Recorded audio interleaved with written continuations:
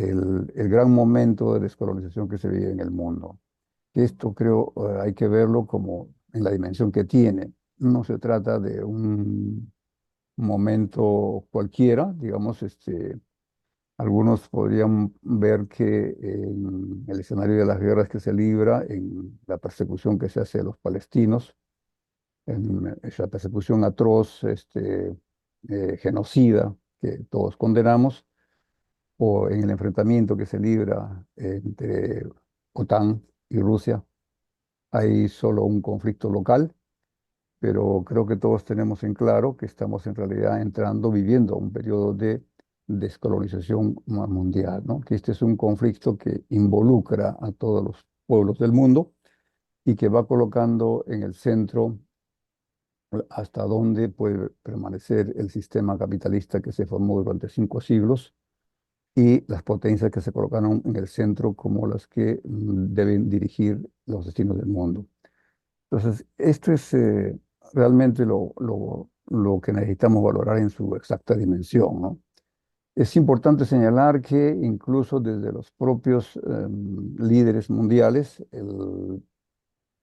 la idea de que marchamos a una descolonización del mundo ha sido planteada con total claridad, ¿no? Vale recordar, entre otros, por ejemplo, al expresidente Medvedev de Rusia, que lo dijo expresamente en su mensaje en el año 2024, en el mes de junio de este año, quiero decir, donde él se refiere a que estamos en un periodo en que la humanidad debe acabar por deshacerse de los vestigios del sistema colonial, ¿no? El tiempo de las metrópolis ha terminado y esto es algo que Putin también lo reitera en su discurso. Esto creo que es importante, ¿no? Porque nosotros vemos el problema, lo hemos visto a veces el problema colonial como aquel que nos ligó simplemente a la metrópoli española, que en realidad es la dominación europea, pero el problema colonial en realidad es un problema mundial, ¿no? Porque la colonización implicó la salida de las potencias europeas hacia todos los continentes, ¿no? Hacia los 5 continentes, excepto el europeo. Entonces, estamos hablando de un movimiento que empieza a cuestionar las bases mismas de lo que se ha llamado el mundo moderno. Y en este proceso hay que por lo menos destacar algunos de los hechos principales. Digamos, cuáles son los hechos centrales de este proceso de descolonización que el mundo vive. Y inevitablemente ahí se tiene que reconocer que hay el surgimiento de nuevas potencias, de potencias emergentes que han salido de un periodo de intensa lucha nacional, como el caso de China, de reformas fallidas, como fue el caso de Rusia, y casi situaciones de caos y de desorden interno que amenazaron con volverse inmanejables, eh, y que van siendo los que arrastran a todos los países hacia un cuestionamiento del orden de Estado, el orden de cosas tal como venía funcionando, ¿no? Em, entonces, en el surgimiento de nuevas potencias, hay la posibilidad indudablemente cierta de que se puede avanzar a una reconfiguración del mundo, y esto es un hecho alentador, ¿no? Junto a eso, pues, o quizás incluso en conexión con eso, estamos viendo el despertar de los 5 continentes, el renacer de los 5 continentes, que podría ser visto incluso como el renacer de las civilizaciones grandes que fueron la base de la aparición, del desarrollo de las experiencias humanas en el mundo, desde África, desde Asia, desde el Medio Oriente, desde América. Tenemos entonces un renacer porque no se trata solo de explosiones de descontento, sino una toma de conciencia en donde se ve con claridad que el problema que tenemos en el mundo lo vivimos todos los países y tiene que ver con la estructura de dominación que se fue tejiendo desde el inicio de los procesos coloniales. Entonces, este proceso es clave y nos ubica a nosotros como los protagonistas que debiéramos ser, ¿no? Lo que nos toca aportar para poder tomar el sentido de oportunidad de lo que está, de lo que está a punto de ocurrir, ¿no? Dependerá mucho de lo que hagamos, pero es un despertar que se ejemplifica de manera clara en el ejemplo de África, que lo vemos, los países africanos en una actitud de recuperación que no habían mostrado durante mucho tiempo y cerrando filas en torno a la búsqueda de una opción a la dominación que han sufrido por siglos. Además, en estos procesos es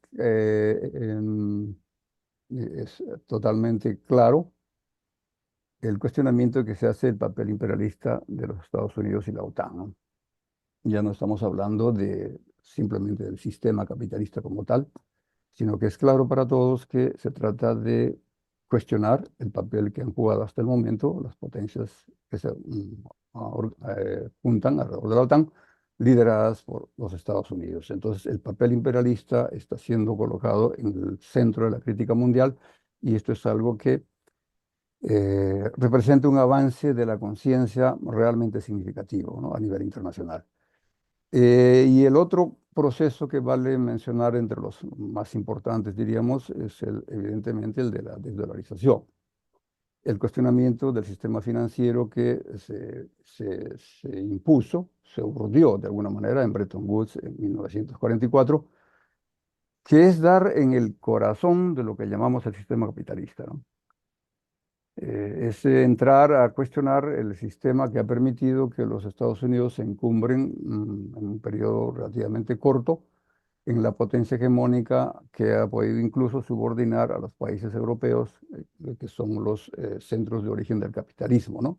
Aquellos que fueron las potencias coloniales y que en este momento andan a la cola de lo que los Estados Unidos definen. Entonces, lo que puede salir de esto, y se espera que así sea, lo estamos viendo con expectativa la reunión que se va a realizar en Kazán, en Rusia, en este mes de octubre, es un evento que algunos han comparado, que tendría la trascendencia de la conferencia de Bretton Woods.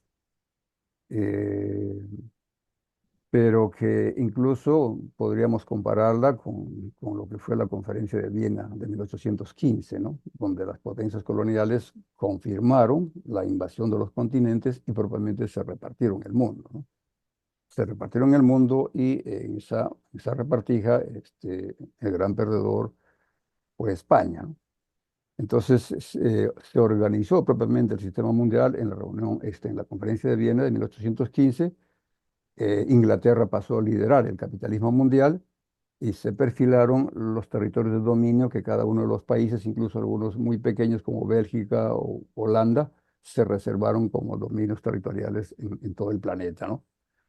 Entonces, el impacto que puede tener la reunión de Kazán es eventualmente de estas dimensiones, porque se va a llegar a acuerdos que van a poner en cuestionamiento el eje de riqueza que sostiene, de riqueza financiera que sostiene el capitalismo mundial, ¿no? El mecanismo de dominación mundial financiero que va a dar lugar o debe dar lugar a un trato entre los países mucho más equitativo y eventualmente el inicio de la entrada a un nuevo orden internacional.